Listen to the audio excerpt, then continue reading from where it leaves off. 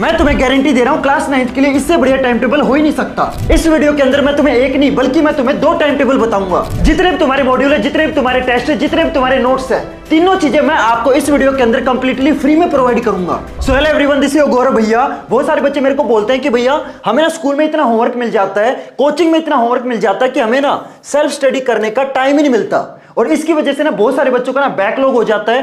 देखो यार, सबसे पहले तो ना एक सिंपल सी चीज समझ लो कि जो तुम्हारा पेपर बनता है ना, एक रूल बताता हूं, अगर तुमने वो रूल समझ लिया ना, ये समझ लो कि तुम कम मेहनत करके भी, देखो मैं आपको एक चीज बताता हूं, क्लास 9th के अंदर अच्छे नंबर लाने के लिए ना आपको ज्यादा मेहनत करने की जरूरत नहीं है। मैं कभी भी बच्चों को ये नहीं बोलता कि तुम 8-8 घंटे 10-10 घंटे पढ़ो। अगर तुम समझदारी से स्मार्ट वर्क भी करोगे ना, अगर तुम डेली का 1-1 घंटा भी दोगे, पहले तो मेरे को प्रॉमिस करो, यस भैया आप जो जो चीजें इस वीडियो में बताओगे ना, सारी की सारी चीजें मैं फॉलो करूंगा या फॉलो करूंगी। पहली चीज तो ये समझ लो, मेरे खुद क्लास 9th के अंदर बहुत अच्छे परसेंटेज आए हुए हैं। मैं खुद क्लास 10th का सीबीएसई का टॉपर रह चुका हूं। क्लास 12th के अंदर मेरे 98.6 परसेंटेज आए हुए हैं। तो मेरे को एग्जैक्ट चीजें पता है कि कहां से तुम्हारा पेपर बनेगा, कहां कहां से क्वेश्चन पूछे जाएंगे और बहुत सारे बच्चे कहां पे अपना टाइम वेस्ट करेंगे। सबसे पहले ना एक रूल समझ लो, 80-20 रूल, कि तुम्हारा जो पेपर बनता है ना, उस पेपर के अंदर 20% कुछ टॉपिक ऐसे होते हैं, सिर्फ आपके 20% टॉपिक ऐसे होते हैं जिसमें से आपका 80% पेपर बनेगा। लेकिन बच्चे क्या करते हैं, वो चीजें पढ़ते रहेंगे जिसमें से क्वेश्चन पेपर में पूछा ही नहीं जाएगा। सबसे पहले आपको ये जो 20% टॉपिक है ना, ये आपको पढ़ने हैं। क्यों? क्योंकि इन 20% टॉपिक में से ही आपका 80% पेपर बनाया जाता है। समझ गए? ये चीज समझ गए ना? अब देखो इस वीडियो के अंदर है ना, मैं आपको 2 चीजें बताऊंगा। सबसे पहले देखो प्रॉब्लम क्या है कि भैया हमें ना स्कूल में इतना होमवर्क मिल जाता है, कोचिंग में इतना होमवर्क मिलता है कि हमें ना सेल्फ स्टडी करने का टाइम नहीं मिलता। और बहुत सारे बच्चों का एक और प्रॉब्लम है कि भैया जब हम होमवर्क करेंगे ना और जब हम सेल्फ स्टडी नहीं करते, उसकी वजह से क्या होता है, हमारा बैकलॉग हो जाता है। तो आज की इस वीडियो के अंदर मैं ना आपकी जितने भी प्रॉब्लम है, सेल्फ स्टडी कैसे करनी है, बैकलॉग को कैसे कंप्लीट करना है, सारी चीजें मैं आपको इस वीडियो के अंदर बताने वाला हूं। ध्यान से सुनना। ये 80-20 रूल समझ गए? हाँ भैया समझ गए भैया। लेकिन ये जो 20% टॉपिक है, ये हमें पता कैसे चलेंगे? टेंशन मत लो, अगली वीडियो के अंदर ये जो आपके 20% जो मोस्ट इंपॉर्टेंट टॉपिक्स है, ये मैं आपको चैप्टर वाइज बताऊंगा। सब्जेक्ट वाइज तो बताऊंगा ही बताऊंगा, चैप्टर वाइज मैं आपको अगली वीडियो के अंदर प्रोवाइड कर दूंगा। तो आपको क्या करना है, चैनल को सब्सक्राइब करना है, ठीक है? तो 20% इंपॉर्टेंट टॉपिक, चाहे तुम्हारे मैथ हो, साइंस हो, इंग्लिश हो, हिंदी हो, एसएसटी हो, हर सब्जेक्ट के जो मोस्ट इंपॉर्टेंट टॉपिक है ना, जिसमें से आपके मोस्टली क्वेश्चन पूछे जाते हैं, वो मैं आपको अगली वीडियो में प्रोवाइड कर दूंगा। तो आपको क्या करना है, चैनल को सब्सक्राइब करना है। चलो देखो, सबसे पहले मैं आपको ना इस वीडियो के अंदर 2 टाइम टेबल बताऊंगा। पहले टाइम टेबल के अंदर मैं आपको बताऊंगा कि स्कूल वाली चीजें आपको कैसे पढ़नी है।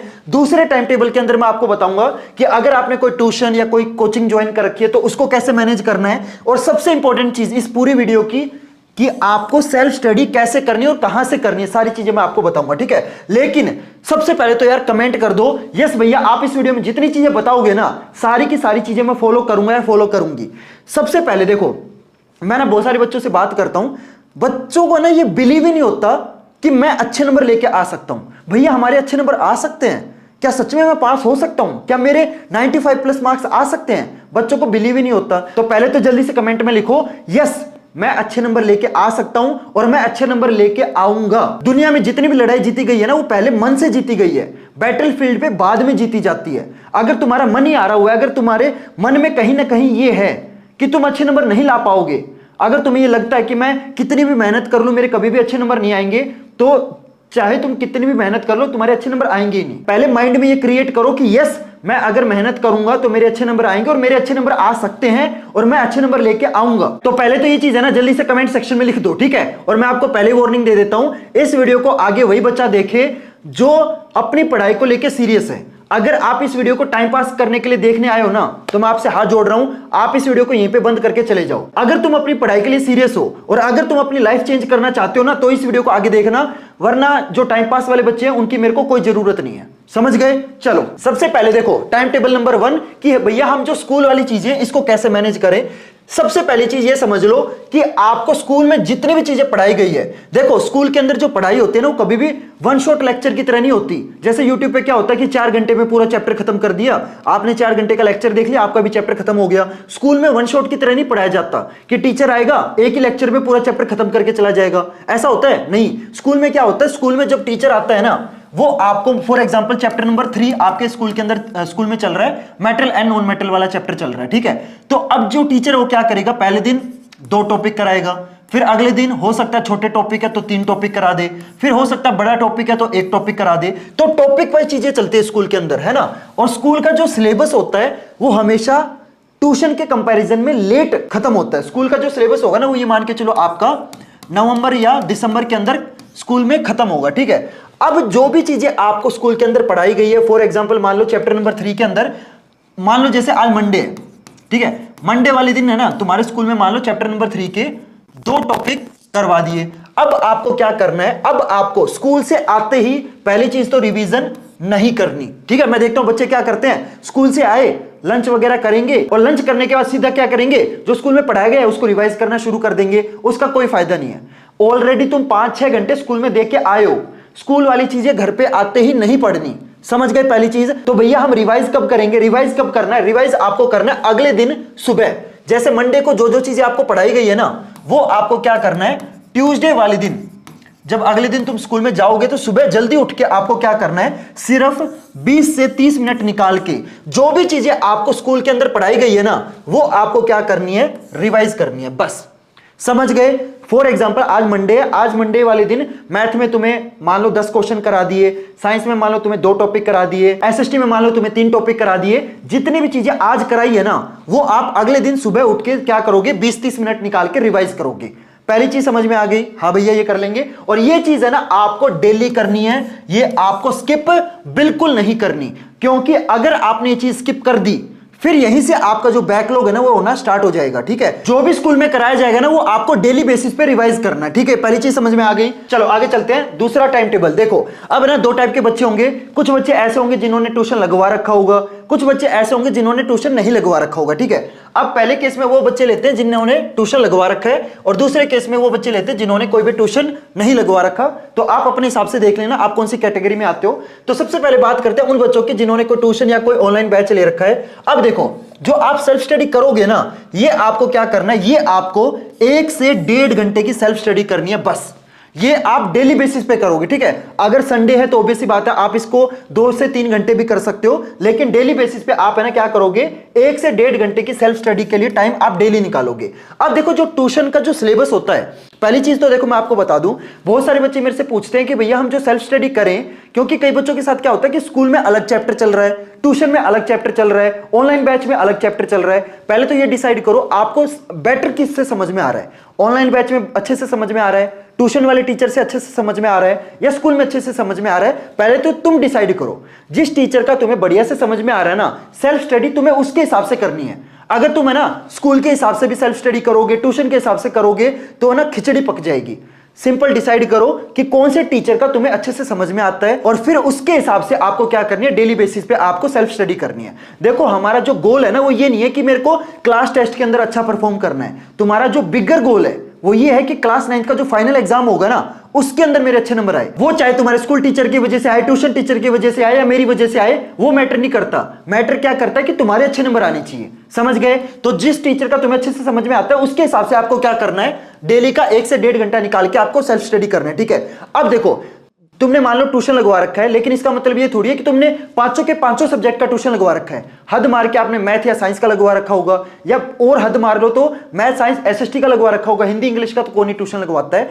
तो जिस सब्जेक्ट का आपने ट्यूशन लगवा रखा है उसकी तो तुम्हें समझ में आ गया कि मेरे को डेली बेसिस पे जिस टीचर का अच्छे से समझ में आता है उसके हिसाब से आपको सेल्फ स्टडी करनी है। लेकिन अगर मान लो जैसे आपने हिंदी या इंग्लिश ऐसे सब्जेक्ट का अगर आपने ट्यूशन नहीं लगवा रखा तो आपको क्या करना है, यहां पे आपको अपने पर्सनल टारगेट बनाने हैं। फॉर एग्जांपल आपने टारगेट बना लिया कि मैं ना इन सब्जेक्ट का मिनिमम 1 महीने में 2 चैप्टर तो खत्म करूंगा ही करूंगा, ठीक है। अगर छोटे चैप्टर हैं, इजी चैप्टर है तो आप इस टारगेट को 2 की जगह 3 भी बना सकते हो। अगर मुश्किल चैप्टर है, बड़े चैप्टर, तो आपने टारगेट ले लिया कि भाई फॉर एग्जांपल हिंदी में आपको क्या करना, महीने के 2 चैप्टर आपको खुद से सेल्फ स्टडी करके अच्छे से समझ आनी चाहिए।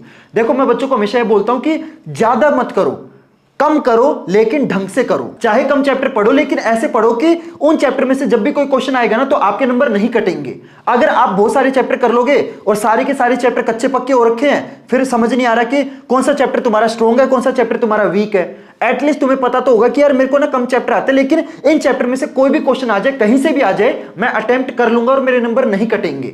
वो इंपॉर्टेंट है, समझ गए मेरी बात। लेकिन जिन बच्चों ने ट्यूशन नहीं लगवा रखा, इनको क्या करना है, इन बच्चों को ना सिंपल आपको एक टारगेट लेके चलना है। देखो जिन बच्चों ने ट्यूशन नहीं लगवा रखा ना, इनके पास कंपैरेटिवली ज्यादा टाइम है, क्योंकि जो बच्चे ट्यूशन जाते हैं ना उनका बहुत ज्यादा टाइम वेस्ट हो जाता है। ट्यूशन का होमवर्क होता है, ट्यूशन जाने में आने में बहुत ज्यादा टाइम वेस्ट होता है, ठीक है। तो जिन बच्चों ने ट्यूशन नहीं लगवा रखा ना, इनके पास एक एडवांटेज है कि इनके पास ज्यादा टाइम है, ठीक है। तो अब इस टाइम को आपको वेस्ट नहीं करना, इसको भी यूटिलाइज करना है। कैसे यूटिलाइज करोगे, यहां पे आपको टारगेट लेके चलना है कि मैं ना हर सब्जेक्ट के अंदर महीने में 4 चैप्टर कंप्लीट करूंगा by self study. For example science के अंदर आपने क्या सेट कर लिया कि मैं एक हफ्ते के अंदर एक चैप्टर करूंगा, ठीक है। तो 4 हफ्ते हैं, तो आपके साइंस में कितने चैप्टर हो जाएंगे, 4 चैप्टर हो जाएंगे। एसएसटी में आपके मान लो 4 चैप्टर हो गए। लेकिन मैं आपको एक टारगेट दूं, यहां पे मैं आपको एक टारगेट देता हूं, यहां पे ना सिंपल सा टारगेट लेके चलो। महीने में ना साइंस के अंदर फॉर एग्जांपल तुम क्या करोगे, साइंस के अंदर है ना एक महीने के अंदर तुम्हें 4 चैप्टर कंप्लीट करने हैं। इससे तुम्हें क्या समझ में आया कि 1 चैप्टर पर वीक आपको कंप्लीट करना है, ठीक है। अब देखो एक हफ्ते के अंदर कितने दिन होते हैं, 7 दिन होते हैं। तो तुम कैसे डिवाइड करोगे, फॉर एग्जांपल अगर बड़ा चैप्टर है तो 3 दिन, पहले 3 दिन तुम क्या करोगे, इस चैप्टर को पढ़ोगे, ठीक है। फॉर एग्जांपल पहले दिन तुमने क्या करा, पहले 2 दिन तुमने फॉर एग्जांपल उस चैप्टर का, पहले 2 दिन तुमने क्या करा, उस चैप्टर का 1 शॉट लेक्चर देख लिया, ठीक है। फिर तीसरे दिन तुमने क्या करा, उस चैप्टर की जो एनसीईआरटी है वो आपने रीड कर ली। फिर जो चौथा दिन आएगा ना, चौथे दिन तुमने क्या करा, एनसीईआरटी की जो एक्सरसाइज है, चाहे वो इंटेक्स्ट हो चाहे वो बैक एक्सरसाइज हो, वो तुमने सोल्व कर दी। तो तुम्हारे कितने दिन हो गए, 4 दिन हो गए। देखो अगर कोई छोटा चैप्टर है तो ऑब्वियसली बात है उस चैप्टर का जो 1 शॉट लेक्चर है वो आप एक दिन में खत्म कर लेना। लेकिन अगर बड़ा चैप्टर है तो 2 दिन ले लेना, और तीसरे दिन क्या करना, एनसीईआरटी पढ़ लेना। चौथे दिन उस चैप्टर की जो एनसीईआरटी एक्सरसाइज है वो कर लेना, और उसके बाद तुम क्या करोगे, उसके बाद तुम्हें करनी है प्रैक्टिस। अब बहुत सारे बच्चे बोलेंगे कि भैया हम प्रैक्टिस करने से पहले रिवीजन करें, नहीं, ऑलरेडी आपने ताजा वो चैप्टर करा है, उस चैप्टर की एनसीईआरटी एक्सरसाइज करिए, तो ऑलरेडी तुम्हें चैप्टर आता है। जब तुम उसके क्वेश्चंस की प्रैक्टिस करोगे ना तो रिवीजन आपकी अपने आप होती रहेगी, ठीक है। ध्यान से सुनना। तो जब ये चीज हो जाए इसके बाद आप क्या करोगे, क्वेश्चंस की प्रैक्टिस करोगे। देखो एनसीईआरटी की एक्सरसाइज तो तुमने कर ली। स्पेशली मैं आपको एक चीज बता देता हूं, स्पेशली मैथ और साइंस, इन दोनों सब्जेक्ट के अंदर आपको ना अलग नए टाइप के क्वेश्चन की प्रैक्टिस करना बहुत ज्यादा जरूरी है। और ये चीज है ना मैं बहुत सारे बच्चों को बता के थक चुका हूं कि जितने भी तुम्हारे नए टाइप के क्वेश्चन है ना वो आपको एनसीईआरटी के अंदर नहीं मिलेंगे। उसके लिए प्लीज आप कोई भी पब्लिकेशन का एक ढंग की किताब ले लो। एक एनसीईआरटी तो तुम्हें करनी है, ठीक है, जो आपकी एक्सप्लोरेशन है या जो आपकी गणिता मंजरी है वो तो तुम्हें करनी है। उसके साथ है ना एक ढंग का क्वेश्चन बैंक ले लो जिसके अंदर जो आपके नए टाइप के क्वेश्चन है, जो आपके रियल लाइफ वाले क्वेश्चन है, जो आपके कॉम्पिटेंसी बेस्ड क्वेश्चन है, जो आपके कंस्ट्रक्टेड रिस्पॉन्स वाले क्वेश्चन है, सिलेक्टेड रिस्पॉन्स वाले क्वेश्चन है, जो तुम्हारे केस बेस्ड क्वेश्चन है, जो तुम्हारे वैल्यू बेस्ड क्वेश्चन है, जो तुम्हारे असर्शन एंड रीजन वाले क्वेश्चन है, और जो तुम्हारे सोर्स इंटीग्रेटेड क्वेश्चन है। ये जितने भी क्वेश्चन मैंने आपको बताए ना, सारे के सारे नए टाइप के क्वेश्चन उस बुक के अंदर होनी चाहिए। और प्लीज एक ऐसी बुक लेना जिसके अंदर ये क्वेश्चन तो हो, साथ में आपको ना एक सैंपल पेपर भी दे रखा हो, ठीक है, क्योंकि सैंपल पेपर होना बहुत जरूरी है। देखो तुम्हें सिलेबस आता है, तुम्हें क्वेश्चन आते हैं, मैंने मान लिया, लेकिन उन क्वेश्चन को पेपर के अंदर अटेम्प्ट कैसे करके आना है ना, वो कैसे समझ में आएगा जब तुम सैंपल पेपर की प्रैक्टिस करोगे। तो प्लीज एक ऐसी बुक लेना जिसके अंदर ये नए टाइप के क्वेश्चन तो हो, साथ में आपको सैंपल पेपर भी मिल जाए। दोनों चीजें जरूरी है ताकि आपको सैंपल पेपर के लिए कोई अलग से बुक लेने की जरूरत ना पड़े, ठीक है, समझ गए। तो भैया कौन सी बुक आपको रेकमेंड करना चाहोगे, तो देखो मेरे पास है ना यहाँ पे जितने भी आप पब्लिकेशन के नाम जानते हो ना, सारे के सारे पब्लिकेशन के अलग अलग बुक रखी हुई है, चाहे तुम्हारी टेक्स्ट बुक हो, चाहे तुम्हारी प्रैक्टिस बुक हो, चाहे तुम्हारे क्वेश्चन बैंक हो, सब कुछ, सबको मैंने अच्छे से एनालाइज करा, सबको मैंने अच्छे से पढ़ा है। उसके बाद मैं आपको रेकमेंड करूंगा ये जो ओसवाल वाली ये जो क्वेश्चन बैंक है ना, आप देख सकते हो मेरे हाथ में, ये मैथ का क्वेश्चन बैंक है, ये मेरे पास साइंस का क्वेश्चन बैंक है, मेरे पास एसएसटी का क्वेश्चन बैंक भी आ चुका है, देख सकते हो, और मेरे पास हिंदी का R1, हिंदी का R2 और इंग्लिश, ये सारे के सारे क्वेश्चन बैंक मेरे पास हैं। लेकिन मैं आपको बहुत जेन्युइनली बताता हूं, तुम्हें ये सारे क्वेश्चन बैंक लेने की कोई जरूरत नहीं है, तुम्हें इतने पैसे बर्बाद करने की कोई जरूरत नहीं है। इंग्लिश वाला मत लेना, ठीक है। हिंदी का जो R1 और R2 है ये तुम्हारी मर्जी है, लेकिन मैं सजेस्ट नहीं करता। ऐसा इसका मतलब ये नहीं कि ये किताब खराब है, किताब खराब नहीं है, लेकिन तुम ना सिर्फ एनसीईआरटी भी करोगे तो काम चल जाएगा, ठीक है। देखो अगर मेरे को किताब बेचनी होती ना तो मैं बोलता कि तुम सारी की सारी खरीद लो, पर मैं नहीं चाहता कि तुम्हारा पैसा वेस्ट हो। यहां पे तुम अपना पैसा बचा सकते हो, ठीक है। और रही बात एसएसटी की, तो ये भी मैंने अच्छे से पढ़ी है, किताब बहुत अच्छी है, बट ये ऑप्शनल है। मतलब ऑप्शनल का मतलब भैया अगर तुम्हारी एसएसटी वीक है, अगर तुम्हें एसएसटी के चैप्टर समझ नहीं आते तो उस केस में आप इस बुक को ले लेना, क्योंकि इसके अंदर है ना आपको एसएसटी के जो नोट्स है ना वो आपको मिल जाएंगे, ताकि आपको चैप्टर बहुत आसानी से समझ में आ जाए। लेकिन ऑलरेडी आपकी एसएसटी स्ट्रॉन्ग है तो मैं आपको हाईली रेकमेंड नहीं करूंगा। मतलब अगर कोई बुक लेनी है तो सब बुक में ये बेस्ट है। मतलब अगर तुम्हें यह है कि भाई मेरे को तो एसएसटी का कोई ना कोई क्वेश्चन बैंक लेना है तो उस केस में मैं आपको ये वाला सजेस्ट करूंगा। लेकिन अगर तुम्हारी ऑलरेडी एसएसटी बहुत अच्छी है तो ये ऑप्शनल है, मतलब ये तुम्हारे ऊपर डिपेंड करता है। देखो मेरे को बुक बेचनी होती तो मैं इसको बोलता कि ये भी ले लो, है ना।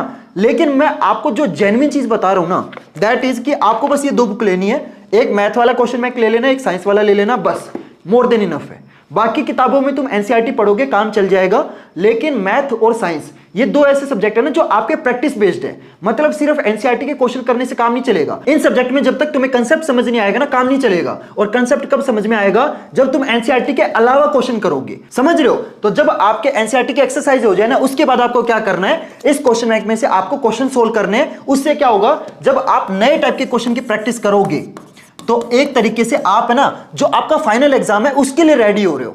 फाइनल एग्जाम में आपको एक्स्ट्रा मेहनत नहीं करनी पड़ेगी, जो कि बहुत सारे बच्चे बाद में करते हैं और पछताते हैं। तुम अभी से अपनी जो तैयारी वो शुरू कर दो। और देखो मैं आपको फिर से बोलूंगा, आपकी मर्जी है, आप इन बुक्स को जहां से परचेज करना चाहो वहां से कर सकते हो। ये वीडियो बिल्कुल भी स्पॉन्सर्ड नहीं है, लेकिन मैंने आपको डिस्क्रिप्शन में ना अपना एफिलिएट लिंक दे रखा है। उससे क्या होगा कि अगर आप उस लिंक से इन बुक्स को परचेज करोगे ना तो आपको एक बुक के ऊपर 150 रुपए का कैशबैक मिलेगा। अगर आप दो बुक परचेज करते हो, मान लो आपने साइंस वाली परचेज करी तो आपको 300 रुपए का फायदा हो जाएगा। अगर आप एसएसटी वाली भी परचेज करोगे ना तो आपको टोटल 450 रुपए का कैशबैक मिलेगा। ठीक है, तो इन बुक्स को परचेज करने का जो लिंक ऑलरेडी मैंने आपको डिस्क्रिप्शन बॉक्स में दे रखा है।